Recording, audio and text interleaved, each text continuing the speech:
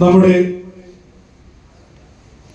അനുമോദന ചടങ്ങ് ഉദ്ഘാടനം ചെയ്യാനാണ് നമ്മുടെ പ്രിയ നടനും പ്രിയ നിർമ്മാതാവുമായ നമ്മുടെ ശ്രീ ദിനേശ് പണിക്കർ അവർ എത്തിച്ചേർന്നിട്ടുള്ളത്. ഒരുപാട് തിരക്കിനിടയിൽ എനിക്ക് തോന്നുന്നു ഇന്നലെ ചേട്ടനാണ് നടത്തിയത്. അതൊരു വലിയ വിജയമായിരുന്നു. അപ്പൊ തീർച്ചയായിട്ടും ഇങ്ങനെ ഒരു വാർഷിക പൊതുയോഗം നടക്കുമ്പോൾ തീർച്ചയായും ചേട്ടന്റെ സാന്നിധ്യം നമ്മൾ ഏറെ ആഗ്രഹിച്ചു. അത് തീർച്ചയായും ചേട്ടൻ നൽകി തന്നു. ഈ ഒരു അനുമോദന ചടങ്ങ് ഉദ്ഘാടനം ചെയ്യാൻ ഏറെ സ്നേഹത്തോടെ ഏറെ ബഹുമാനത്തോടെ ശ്രീ ദിനേശ് പണിക്കർ അവരെ സ്വാഗതം ചെയ്യും.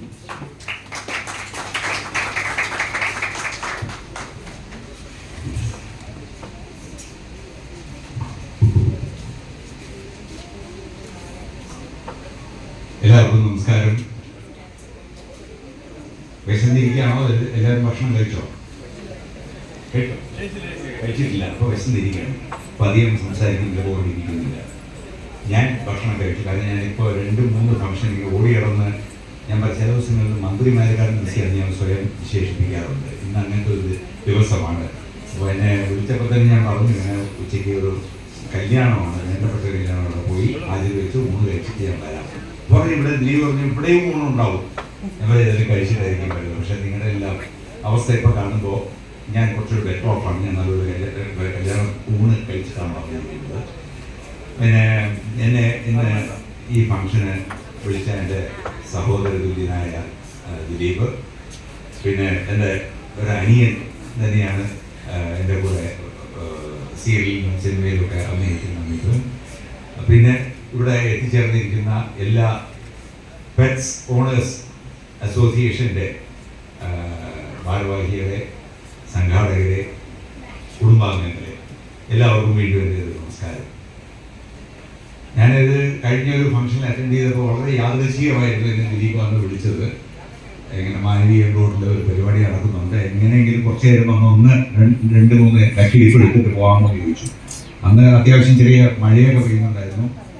പക്ഷെ എന്നാൽ പോലും ആ ഒരു ഒതുക്കത്തിൽ നടത്തിയ ആ ഒരു ഫംഗ്ഷൻ എനിക്ക് ഭയങ്കര ഇഷ്ടമായി. മാത്രമല്ല ഇതിൻ്റെ ഒരു സതുദ്ദേശം കണ്ടപ്പോൾ നല്ലൊരു കൗതുകം തോന്നി. സത്യമായി കഴിഞ്ഞാൽ ഞാനങ്ങനെ എൻ്റെ വീട്ടിൽ പെറ്റ്സിനെ വളർത്തുന്ന ഒരാളല്ല. എൻ്റെ വൈഫിന് താല്പര്യം ഉണ്ടെങ്കിൽ പോലും ഞങ്ങൾ താമസിക്കുന്ന ഒരു വില്ല കോളനിയിലാണ്. ആ വില്ല കോളനിയിൽ പെറ്റ്സ് റെസ്ട്രിക്റ്റഡാണ്. അപ്പം അതുകൊണ്ട് അവിടെ ഒരു വിധത്തിൽ പെറ്റ്സിനെ ഞങ്ങൾക്ക് വളർത്താൻ സാധിക്കുന്നില്ല. അപ്പോൾ നിങ്ങളുടെ പ്രവൃത്തിയുടെ ഗിഫ്റ്റ്സായിട്ട് പ്രവർത്തിക്കുന്ന ഒരു വ്യക്തിയാണ് ഞാൻ എന്ന് വേണമെങ്കിൽ ആ ഒരു വിധത്തിൽ വിശേഷിപ്പിക്കുക. പക്ഷേ ഞാൻ പണ്ട് എൻ്റെ വീട്ടിൽ ഒരു കാലത്ത് 2 പട്ടികളുണ്ടായിരുന്നു. പോമറേനിയൻസ്, വളരെ ആസ്വദിച്ച് വളർത്തിയ 2 ട്രിക്കി ആൻഡ് നോട്ടി എന്നാണ് 2 പട്ടികളൊക്കെ ഇരിക്കുന്നത്. അപ്പം അങ്ങനെ ഒരു കാലത്ത് പട്ടിയുടെ ഒരു സാമീപ്യം മനസ്സിലാക്കാനും അവർ എത്രത്തോളം നമ്മൾ സ്നേഹിക്കുന്നു എന്നുള്ളത് മനസ്സിലാക്കാനൊക്കെ സാധിച്ച ഒരു വ്യക്തി എന്ന നിലയ്ക്ക് ഞാൻ ഇന്നും പെറ്റ്സ് ഓണേഴ്സിനെ വളരെയധികം നല്ലൊരു വിശേഷണമാണ് അവർക്ക് കൊടുക്കുന്നത്. കാരണം വെച്ച് കഴിഞ്ഞാൽ മനുഷ്യനെക്കാട്ടിലും സ്നേഹം തിരിച്ച് കാണിക്കുകയും അതേപോലെ തന്നെ വികാരങ്ങൾ കൃത്യമായിട്ട് പ്രകടിപ്പിക്കുകയും ചെയ്യുന്ന ഒരു ജന്തുവാണ് ഈ പറയുന്ന മൃഗം എന്ന് പറയുന്നത്. മനുഷ്യരങ്ങനെയല്ല. മനുഷ്യരെ എല്ലാം അടക്കി ഒതുക്കി വെച്ച് ഒരു വിധത്തിലും മനുഷ്യനെ പറ്റിക്കുന്ന രീതിയിലുള്ള ചില പ്രക്രിയകൾ കാണിക്കുന്നവരാണ്. അപ്പോൾ അത് രണ്ടും തമ്മിലുള്ള വ്യത്യാസമുണ്ട്. അപ്പോൾ ശരിക്കും നമ്മുടെ ഒരു സ്നേഹം ശരിക്കും കിട്ടണമെങ്കിൽ നമ്മുടെ വീട്ടിൽ ഒരു പെറ്റ്സിനെ വളർത്തണം. നിങ്ങൾ കണ്ടിട്ടില്ല? അതായത് പല സിനിമകളിലും നമ്മൾ കണ്ടിട്ടുണ്ട്, ഒറ്റയ്ക്ക് ജീവിക്കുന്നവർ പലരും പെറ്റ്സിനെ വളർത്തും. പെറ്റ്സിനെ വളർത്തുന്ന കാര്യം നമ്മുടെ ആ ഒരു സമയം മാറാൻ പോയി കിട്ടാനും മാത്രമല്ല നമുക്കൊരു തിരിച്ചൊരു സ്നേഹം തരാനായിട്ട് നമ്മൾ വീട്ടിൽ ചെല്ലുമ്പോൾ നമ്മളെ കാത്തു നിൽക്കുന്ന ഒരാളുണ്ടാവും എന്നൊരു തോന്നല്. കല്യാണം കഴിച്ചവര് എന്നെ ക്ഷമിക്കുക. കാരണം പൊതുവെ ആണുങ്ങൾ പറയാറുണ്ട്, വീട്ടിൽ ചിലപ്പോൾ എൻ്റെ ഭാര്യ എന്നെ വെയിറ്റ് ചെയ്തൊന്നും നിൽക്കാറില്ല എന്നൊക്കെ പറയാറുണ്ട്. പക്ഷെ അറ്റ്ലീസ്റ്റ് ഒരു പട്ടി ഉണ്ടെങ്കിൽ പട്ടിയെ നമ്മുടെ കാണുമ്പോഴേക്ക് സ്നേഹത്തോട് ഓടി വരും. അതേപോലെ തിരിച്ചുകൊണ്ട് കേട്ടോ, ഞാൻ പെണ്ണുങ്ങളെ സപ്പോർട്ട് ചെയ്ത് പറയില്ല. എന്തുവന്നാലും ഒരു പെറ്റ്സ് ഓണേഴ്സ് എന്ന് പറയുന്നത് pets farmers and traders association, അതിൻ്റെ ഒരു ബിസിനസ് എന്ന് പറയുന്നത് അവരെ ഡിപ്പെൻഡ് ചെയ്താണ് നിൽക്കുന്നത്. ഈ പെറ്റ്സ് ഓണേഴ്സ് ഉണ്ടെങ്കിൽ മാത്രമേ ഈ നിങ്ങൾക്ക് നിങ്ങളുടേതായിട്ടുള്ള ഐറ്റംസ് നിങ്ങൾക്ക് വിൽക്കാനും അതിൽ നിന്ന് തിരിച്ചൊരു ലാഭം ഉണ്ടാക്കാനും നിങ്ങൾക്ക് സാധിക്കുള്ളൂ. അന്നത്തെ ആ ഒരു ചടങ്ങിൽ തന്നെ എനിക്ക് ഓർമ്മയുണ്ട്, വിളിച്ചു കഴിഞ്ഞപ്പോഴേക്കും ഓരോരുത്തർ ആദ്യം വിശ്വാസം വന്നില്ല അവർക്ക്. അന്ന് ലോട്ടറി അടിച്ച ആരെങ്കിലും ഉണ്ടോ ഇവിടെ? ഞാൻ വിളിച്ചിരുന്നോ? ഞാൻ സംസാരിച്ചിരുന്നോ? ഉണ്ടായിരുന്നു. അപ്പൊ ഞാൻ വിളിച്ച് സംസാരിച്ചപ്പോൾ ചിലർക്കൊന്നും വിശ്വാസം വന്നില്ല. ഇങ്ങനെ ഞാനാണ് വിളിക്കുന്നതെന്ന് ചിലർക്ക് വിശ്വാസം വന്നില്ല. അതുപോലെ തന്നെ ലോട്ടറി അടിച്ചു എന്ന് പറഞ്ഞു കഴിഞ്ഞപ്പോഴേക്കും ആ നറുക്കെടുപ്പിൽ കിട്ടിയെന്ന് പറഞ്ഞപ്പോൾ പിന്നെ അത് കഴിഞ്ഞ് വിശ്വസിപ്പിച്ച് കഴിഞ്ഞപ്പോഴാണ് അവരടുത്ത സ്ഥലത്ത് അവരുടെ ആ സ്റ്റോക്കിസ്റ്റിനടുത്ത് പോയിട്ട് വാങ്ങിക്കാം എന്ന് പറഞ്ഞ് വളരെ സന്തോഷത്തോടുകൂടി അന്ന് ആ ഒരു കോൺഫറൻസിൽ ഞാൻ പങ്കെടുത്തു. ഇന്നത്തെ ആനുവൽ 2025 ഫംഗ്ഷന് രാവിലെ അദ്ദേഹം വന്നിരുന്നു. വളരെ ഗംഭീരമായിട്ട് നടന്നു എന്ന് കാണുന്നതിൽ വളരെ സന്തോഷമുണ്ട്. എൻ്റെ ഒരു സാന്നിധ്യം കൊണ്ട് എന്തെങ്കിലും ഈ പറയുന്ന ഈ കൂട്ടായ്മയ്ക്ക് ഗുണം കിട്ടുകയാണെങ്കിൽ ആയിക്കോട്ടെ എന്ന് ഞാൻ ദിലീപിനോട് പറഞ്ഞു. കാരണം ഇത്ര തിരക്കാണെന്ന് പറഞ്ഞാൽ ഞാനൊരു 10 മിനിറ്റ് നിങ്ങളുടെ കൂട്ടത്തിൽ വന്ന് 2 വാക്ക് സംസാരിക്കാം. അതിൽ വലിയ കത്തിവയ്ക്കാൻ എനിക്ക് ഉദ്ദേശമൊന്നുമില്ല. ഇവിടെ വരുമ്പോൾ തന്നെ പലരും ചോദിക്കുന്നുണ്ടാവും, ഇയാൾ സീരിയലൊന്നും ഈയിടെ കാണുന്നില്ലല്ലോ എന്നൊരു ചോദ്യം വരും. ഞാനിപ്പോൾ സ്ഥിരം ഫേസ് ചെയ്യുന്ന ഒരു ചോദ്യമാണ്. അപ്പോൾ സീരിയലൊന്നും ഇല്ലേ, പണിയൊന്നും ഇല്ലേ എന്ന് ചോദിക്കാറുണ്ട്. അപ്പോൾ തിരിച്ച് ഞാൻ സന്തോഷത്തോട് പറയാറുണ്ട്, സീരിയൽ അഭിനയം കഴിഞ്ഞ 2 വർഷമായിട്ട് നിർത്തി വെച്ചിരിക്കുകയാണ്. വേറെ ഒന്നും കൊണ്ടല്ല, ഇഷ്ടംപോലെ സിനിമയുണ്ട്. ഇഷ്ടംപോലെ ഞാൻ ഈവൻറ്റ് മാനേജ്മെൻറ്റ് ചെയ്യുന്ന ഒരു വ്യക്തിയാണ്.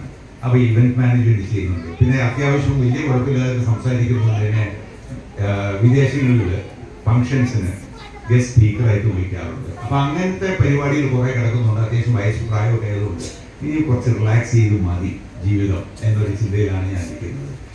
അതുകൊണ്ട് ഇപ്പം നിങ്ങൾ പലരും എന്നെ സീരിയലിൽ കാണുന്നില്ല എന്നുള്ളത് പരമാർത്ഥം തന്നെയാണ്. പക്ഷെ നിങ്ങൾ സിനിമ കൂടുതൽ ശ്രദ്ധിച്ചു കഴിഞ്ഞാൽ ഞാൻ സിനിമ ഇഷ്ടം പോലെയൊക്കെ ചെയ്യാനുള്ള ഭാഗ്യം എനിക്ക് കിട്ടിയിട്ടുണ്ട്. അത് ആ സന്തോഷം നിങ്ങളോട് ഷെയർ ചെയ്യുമ്പോൾ 1-2 കാര്യങ്ങൾ കൂടി നിങ്ങളോട് പറഞ്ഞോട്ടെ. നമ്മുടെയൊക്കെ ഗുരുദേവനായ ശ്രീനാരായണ ഗുരുവിൻ്റെ ഒരു വേഷം ചെയ്യാൻ ഈ അടുത്ത കാലത്ത് എനിക്ക് ഭാഗ്യം കിട്ടി. അദ്ദേഹത്തിൻ്റെ ഒരു ഡോക്യുമെൻ്ററി ഞാൻ താടിയൊക്കെ വളർത്തി കണ്ടവരുമാരെയൊക്കെ തോന്നുന്നു. അപ്പോൾ അങ്ങനെ താടിയൊക്കെ വളർത്തി മുടിയൊക്കെ പച്ച വെട്ടി അതിൻ്റെ ഒരു ഫസ്റ്റ് ഷെഡ്യൂൾ കഴിഞ്ഞു. ഇനിയും 4 ദിവസം വർക്കുകൾ ബാക്കിയുണ്ട്. ഇനി ഗുരുദേവനായിട്ട് നിങ്ങളുടെ മുന്നിൽ ഒരു സിനിമയിൽ ഞാൻ വരുന്നുണ്ട്. ഇതുകൂടാതെ ഈ ആകാര ഒരു സാദൃശ്യം കൊണ്ടായിരിക്കാം എന്നെ വേറൊരു ഹിന്ദി, തമിഴ്, തെലുങ്ക് എല്ലാം ചേർന്ന ഒരു സിനിമയിൽ വിളിച്ചു. അതിൻ്റെ വേഷം എന്താണെന്ന് വെച്ച് കഴിഞ്ഞാൽ സുഭാഷ് ചന്ദ്രബോസ്. അപ്പം അങ്ങനെ ഒരു ഭാഗ്യം കൂടി എനിക്ക് കിട്ടി. അപ്പോൾ ഈ ഭാഗ്യം കിട്ടുമ്പോൾ നമുക്ക് സീരിയലിൽ അഭിനയിക്കാൻ അതിന് കൂടെ സാധിക്കില്ല. കാരണം പെട്ടെന്നായിരിക്കും ചിലപ്പോൾ എന്നെ ലക്നൗവിൽ ഹിന്ദി വേഷം എടുക്കാൻ വേണ്ടി അവിടെ ചെല്ലാൻ പറയും. അങ്ങനെ അവിടെ ചെല്ലേണ്ട ഒരു സാഹചര്യം വരാറുണ്ട്. ഇങ്ങനെ എൻ്റെ ജീവിതം നന്നായി പോകുന്നു. ഇതേപോലെ തന്നെ നിങ്ങളുടെ ഈ ആനുവൽ കോൺഫറൻസ് എന്ന് പറയുന്നത് വളരെ സന്തോഷകരമായ മുഹൂർത്തം തന്നെയാണ്. കാരണം എല്ലാവർക്കും കാണാനും കൂടാനും പറ്റുന്നൊരു അവസരമാണ്. ഞാൻ മിഥുൻ ഞങ്ങളുടെ ആത്മീയ മെമ്പറാണ്. അപ്പോൾ ആ മിഥുൻ അറിയാം, ഞങ്ങളുടെ ഒരു അസോസിയേഷനുണ്ട്, association of television media artist എന്ന് പറയും. അമ്മ അസോസിയേഷൻ നിങ്ങൾ കേൾക്കുകയാണ്. അതേപോലെ തന്നെ ആത്മ എന്നൊരു അസോസിയേഷൻ, അതിനകത്ത് ഞാൻ ജനറൽ സെക്രട്ടറിയാണ് കഴിഞ്ഞ 15 വർഷമായിട്ട്. അപ്പോൾ ഞങ്ങളെല്ലാവരും ഒരു കൂട്ടായ്മ എപ്പോഴും ഒരു ജൂണിൽ കൂടാറുണ്ട്. ഒരു 300-350 ആർട്ടിസ്റ്റുകൾ, നിങ്ങൾ ദിവസം കാണുന്ന ആർട്ടിസ്റ്റുകൾ ഞങ്ങളെല്ലാം കൂടെ SP ഡേയ്സിൽ ഒരു ദിവസം അടിച്ച് പൊളിക്കുകയാണ്. കാരണം അങ്ങോട്ടും ഇങ്ങോട്ടും കാണാനും നമ്മുടെ ആ ഒരു സന്തോഷം പങ്കിടാനൊക്കെ കിട്ടുന്ന ഒരു ദിവസമാണ്. അന്നത്തെ ദിവസം എവിടെയൊക്കെ എന്തൊക്കെ ഷൂട്ടിംഗ് ഉണ്ടെങ്കിൽ ഞങ്ങളെല്ലാം മാറ്റി വെച്ചിട്ട് അവിടെ വരാറുണ്ട്. അതേപോലെ തന്നെ നിങ്ങളെല്ലാവരും ഇന്നത്തെ നിങ്ങളുടെ കോൺഫറൻസിന് വേണ്ടി ഉറ്റുനോക്കുന്ന ഒരു ദിനമാണെന്ന് എനിക്കറിയാം. നിങ്ങൾ എത്തിയിട്ടുണ്ട്. ഇത് എത്രാമത്തെയാണ്? 8ാമത്തെ. അപ്പോൾ ഇതിൽ കുറേ പുതിയ ആൾക്കാരെ കാണും, കുറേ പുതിയ അനുഭവങ്ങളുള്ള ആൾക്കാരെ കാണും. എല്ലാവർക്കും നല്ലത് വരട്ടെ എന്ന് ആശംസിച്ചുകൊണ്ട് ഇന്നത്തെ ഈ ചടങ്ങിൻ്റെ ഈ ഒരു സെഷൻ ഉദ്ഘാടനം ചെയ്തായിട്ട് അറിയിച്ചുകൊള്ളുന്നു. Thank you so much.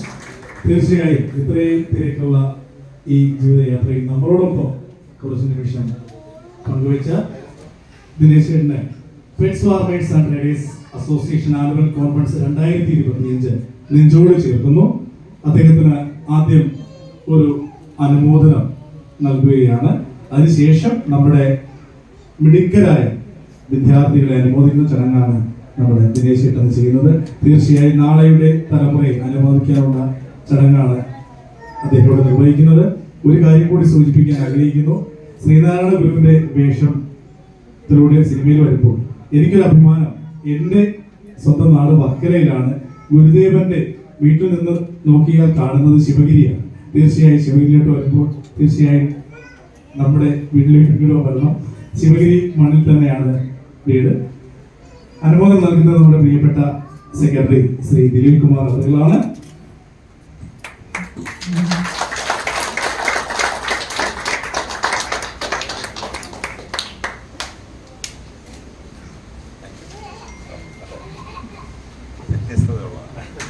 ഇനി അടുത്തത് അവാർഡ് വിതരണമാണ്. Award committee chairman Shri Ranjith എംജിയെ സ്വാഗതം ചെയ്യുന്നു.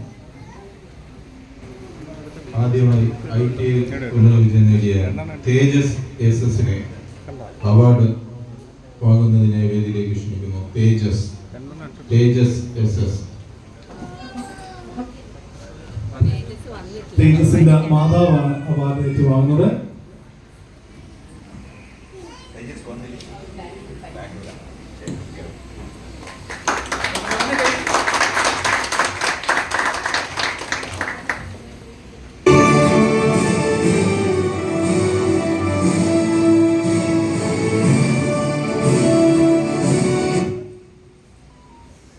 അടുത്തതായി അരുൺ കൃഷ്ണ എസ്. ടെക്നിക്കൽ എഡ്യൂക്കേഷനിൽ വിജയം നേടിയ അരുൺ കൃഷ്ണ എസ്.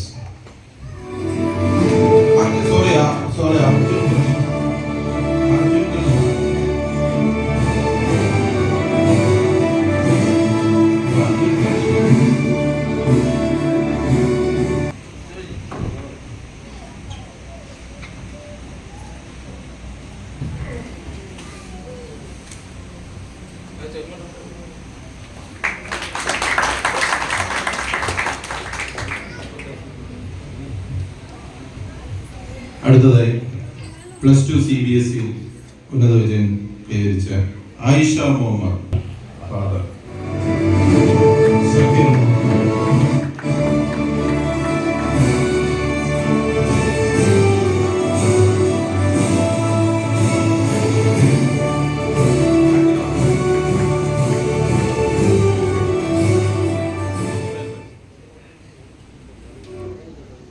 അടുത്ത +2 ഉന്നത വിജയം നേടിയ ജിൻഡോ ജോണി.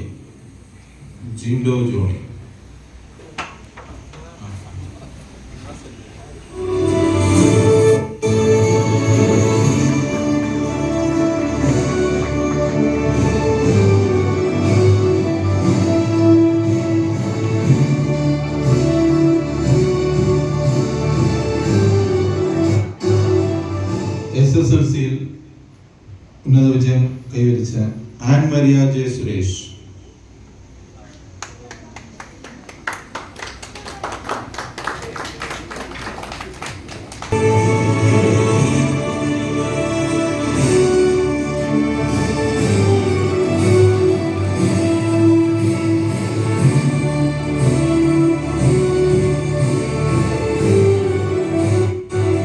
സമ്മാനം ലഭിച്ച ഗിരിധർ DS.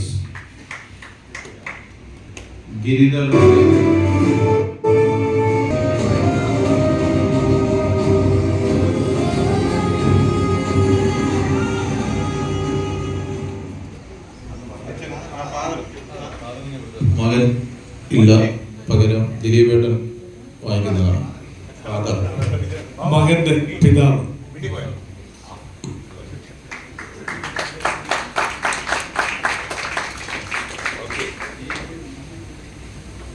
ഡിഗ്രിയിൽ ഉന്നത വിജയം കൈവരിച്ച സുബിൻ ഡെന്നീസ്.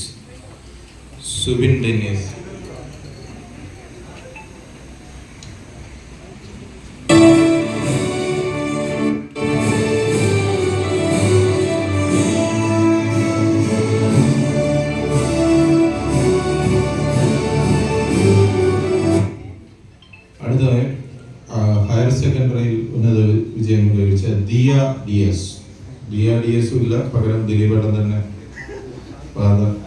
ഏറ്റുവാങ്ങുന്നതാണ്.